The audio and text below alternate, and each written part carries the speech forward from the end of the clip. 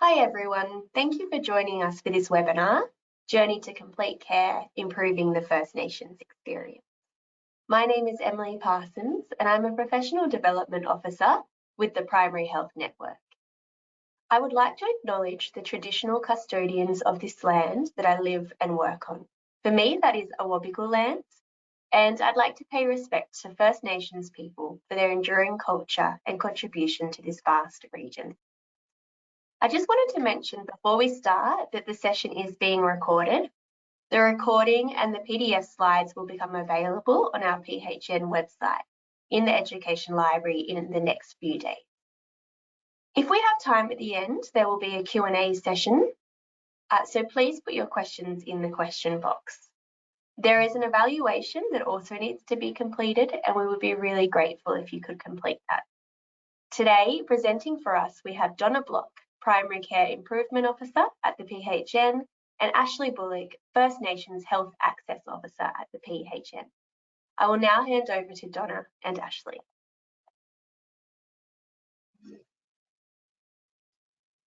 Hi everyone, I'm Ashley. So today we are looking at the basically billing and in practices when it comes to First Nations health. So Donna is with us today and she'll go through the majority of that. Firstly, our learning outcome today will just be our PBS and CTG registration process, the 715 health assessment, organising follow-up care, introducing chronic care 721-723 for the First Nations patients. Why, when and how. So to start off with, the PBS then the CTG registration process. So the CTG program is a vital step in providing health care to all our First Nations patients. So it was established in 2010 to improve access to affordable affordable PBS medicines for First Nations people living with or at risk of a chronic disease, in the doctor's opinion would experience setbacks in the prevention or ongoing management of the chronic disease if they did not take the prescribed medicine and would be unlikely to adhere to their medical medicine regime without assisting through the program. So there was some changes. So now all First Nations patients at your practice that identify are eligible for the CTG regardless of their disease status, age or where they live. So you basically can sign up all your First Nations patients, and I really encourage you to do so. They may not need that assistance now, but they may need it in the future. At least you know they're signed up. You don't have to worry about it later. So First Nation people who register the program but do not have a concession card will pay the $660. That's currently of January 2021. And if they have a concession card, they receive majority of the PBS scheduled medicines for free. So I encourage all your front of house staff to ask every patient if they identify, and then also look on your books and see who hasn't had their ethnicity recorded. It's really important that we inform your patients that these programs are available. It's one step in building trust and relationship with your patients as well, and explain to them what the CTG program is for. A lot of them will say, I don't need that, but you can say, look, you might not need it now, but you will need it later. And then, I sign the patient up, and that's through product. Next slide, Donna. So the PHN, our wonderful PCOs have all these wonderful resources available. These resources, if you're unsure on how to sign your patient up, you can reach out to one of the girls or boys in one of the teams, and they'd be happy to send these resources out to you so you can get a better understanding of how to sign your patient up, especially if you're new. And also you can reach out to our First Nations Health Access team, who are also there for support as well when it comes to signing your patients up for CTG. Now I'd like to pass on to Donna, and she's going to go on with the next part of the presentation. Thanks, Ashley. Okay, 715 health assessments. They're one of many types of preventative health measures offered under the MBS. Other examples that you might have heard of are heart health assessments, diabetes risk assessments, the 45 to 49-year-old health assessment, and for our over 75-year-olds, they have an annualised health assessment available too as well. Patients can have one health assessment of any kind in a 12-month period, except for a 715 health assessment, which may be done after 9 months, opportunistically. The nurse item number 10987 is available under a 715 health assessments, and that entitles the patient to 10 visits with the nurse in a calendar year. And these can be standalone, or they can be billed in conjunction with a visit with the GP as well too. So as an example, a GP might have documented that he'd like the nurse to provide follow-up care for a patient that's just had a 715 health assessment for the next 6 weeks, and that might be to monitor patient's BP, encourage exercise. So the patient attends a weekly appointment with the nurse for 5 visits, and then on week 6, we'll see both the nurse and the GP to discuss the results and the next steps. So for 5 weeks, the item number 10987 is billed under the GP provider number, and then on the 6th week, there's also billing for a time-based consult as well as the 10987. In this way, the patient is supported to make improvements in their health. So that's the 715s. When we look at what else can be happening for the patients, they may develop chronic disease. So moving into chronic disease management and why this is different from a 715. If a patient has a chronic or a terminal medical condition, their GP may suggest that they have a GPMP. If a patient also has complex care needs with that condition and requires the treatment of 2 or more other healthcare providers, the GP may also suggest that they have a TCA or a team care arrangement as well. Both a GPMP and a TCA should be reviewed regularly by the GP with the patient, and a copy should be offered to the patient. And nurses are able to contribute to that care. So breaking this down a bit more, a GP management plan, you may have heard it referred to as a care plan. And so we all know acronyms appear quite a lot in health. So just be aware that it is the same thing, but you may have heard described differently. They're valid for 2 years, but can be renewed after 12 months if it's clinically warranted, and that's a GP decision. The nurse item that sits under a care plan is a 10997, and there are 5 of those available in a calendar year. In a care plan, the list of actions a patient can take to help manage their condition is, or their goals, if you like, forms part of that care plan, and it's required to be reviewed regularly, and you use the item number 732 to do that. The companion product to that, if you like, is called a team care arrangement. It's often done in conjunction with the care plan. It's developed by the GP in collaboration with 2 other health providers contributing to that care. They must provide different types of care. As an example, a specialist and allied health have very different types of care. Or you could have 2 different allied health providers, as in a diabetes educator and a dietitian. 5 visits with the allied health under a TCA are to be shared between the contributing health providers, and again requires regular review under a 732, a separate item number. So how does this look for the patient? So this care always starts with a diagnosis, okay? A patient must have a chronic disease, medical condition that has been or is likely to be present for longer than 6 months, 6 months or longer. There's no list of eligible conditions, and a GP will determine whether a plan is the appropriate care for the patient. So what does this look like? Day 1, a new care plan and a team care are created with the patient. During the appointment, the patient will gain insights into their health and understand that this care will be ongoing. With the patient agreement, this forms the basis for the reviews to come. 3 months later, that can be reviewed. The first review can be done. Any adjustments to the care plan and the TCA are discussed. This can happen again at the 6-month point and again at a 9-month point too as well.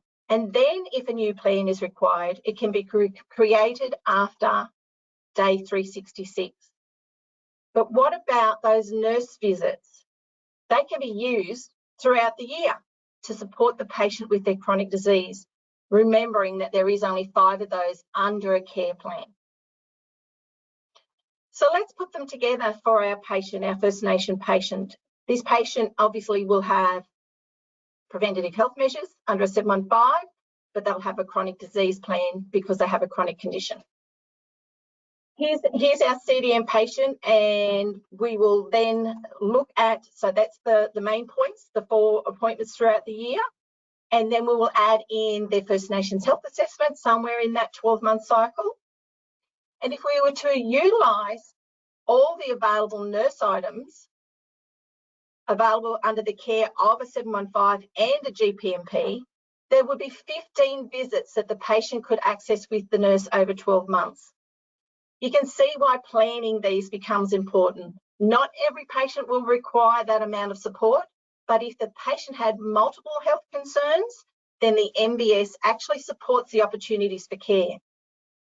So how can we, as a practice, plan for all that work? There's a lot of work involved in all of this. So here I've created an example. So if we decide to dedicate a 2-hour session once a week to 715 health assessment, what could we expect? The example here is working with a nurse and with a GP to both contribute to these health assessments. There's 2 hours with the nurse, 8:30 to 10:30, 2 hours with the GP, 9 to 11. You notice they're staggered? By doing the HAs in a clinic format, you have a workable, repeatable plan that we can book well in advance to give patients options. This is particularly useful for family groups. You could do 2 or 3 members of a family in a clinic such as this and make their life easier in the process. Much easier for mum to organise herself and 2 kids than to say, bring one kid back one week, another kid back another time. This can work really well for them. This then becomes a plug and play session that everyone in the practice knows what to do to get this done. It's easy to train out with new staff. They can see it very, very easily what the purpose is. And there's still 3/4 of a normal working day for all the other types of care that you guys are responsible for. The benefits to patients are maximised by doing this, as well as establishing great income streams for the practice. And speaking of practice income, do you want to see what it generates? So what I've got here is just an example of that 2-hour session, and it's seeing 4 patients with that, but we've seen a couple of, you might have noticed, standard appointments in the doctor's time as well too. So this is the session I've just shown you. So you might like to note too as well here, I've worked out the hourly rate that would generate too as well, but I'd like to delve into that a little bit deeper. So in that one session, we've seen 4 patients and it's taken us to 2 hours, and that's the income it generates. But what if we were to think in terms of we would like to trial this, so let's do it as our Q activity for a PIP quarter. So in that time, we would have 12 sessions, and in that sessions, we would see 48 patients. That's great, but what if we do it for a full year? So you might notice here I've given it 51 sessions. I've allowed you to have Christmas week off because nobody's going to be doing preventative care Christmas. It's all going to be acute. We all know that's going to happen. So, but in that time, what we've managed to achieve is we have seen 204 of our First Nation patients and got them across the line with an annualised health assessment. So for many of you, that it represents a significant portion of your cohort of patients. This also too will contribute to the practice's viability. It can be process driven, there's benefits for the patients and the practice, and it's also significant as it allows the practice to meet their Tier 1 and Tier 2 payment requirements for PIP, for the Indigenous Health Incentive. Now, engagement may be slow to start with this, so be prepared to change the model up by working with patients via a telehealth model. So this means video conferencing, not phone, maybe more practical solution. So to start, have a team meeting, work a plan, start with one clinic and review.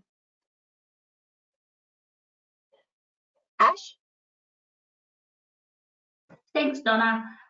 So this is a list. This is all our resources and references that you'll find all this wonderful information on that Donna has shared with us.